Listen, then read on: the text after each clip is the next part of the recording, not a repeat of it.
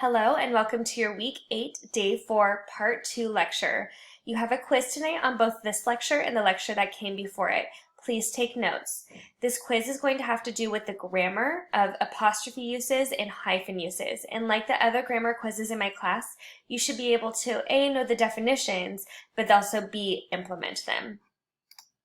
We will start first with apostrophes. Go ahead and pause your video and read this screenshot over. The reason that you use apostrophes is to show possession. In this case, love trumps hate. What was clearly not meant, but was portrayed with the apostrophe use is that the person loves trumps hate. Instead, they meant to say love trumps hate in terms of love is trumping hate. So as I mentioned, you use apostrophes to show possession. Morgan's dog, Jessica's cat. Anytime that I see an apostrophe, most of the time, it means that it will be showing possession. I do have some kind of nitty-gritty rules to go over with the possession use of the apostrophe. First of all, if a word ends with S and is singular, then you would include an apostrophe S at the end of the word. So in this case, Mars is a singular planet, you would include an apostrophe S at the end of it.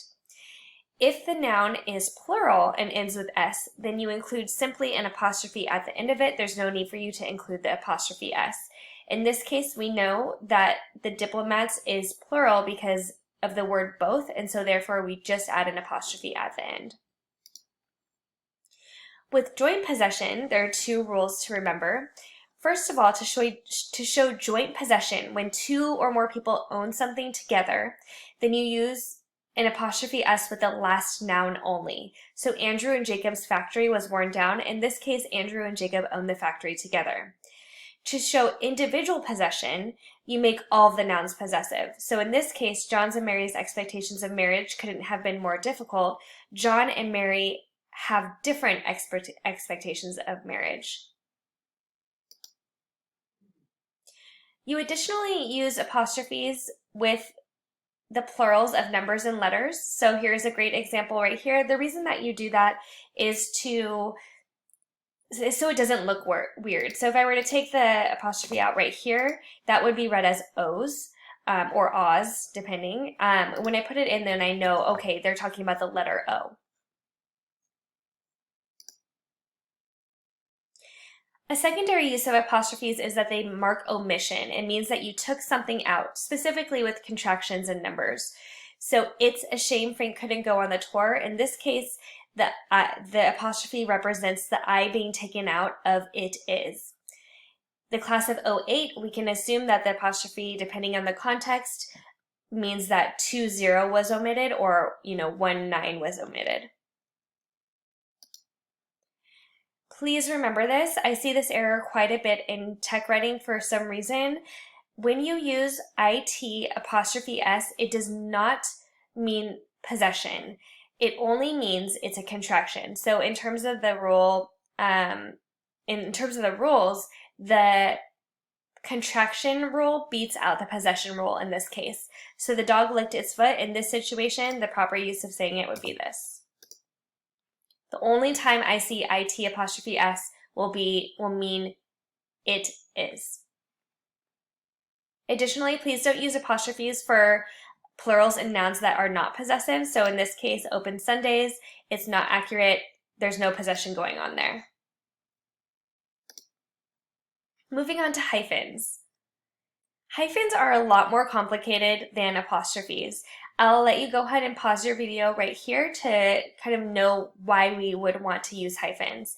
I want you to particularly pay attention to this picture right here.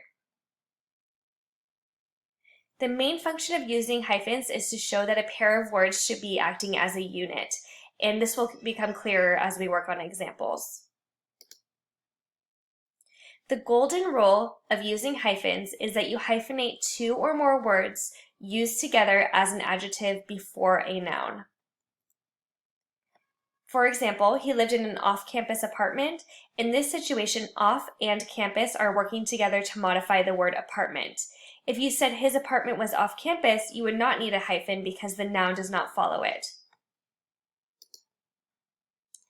Do not hyphenate when the first word ends with ly or as an adverb. So highly developed country, your spidey senses are going to be telling you to include a hyphen right here because highly and developed are working together to modify country. However, because the first word ends in ly, you do not want to use a hyphen there.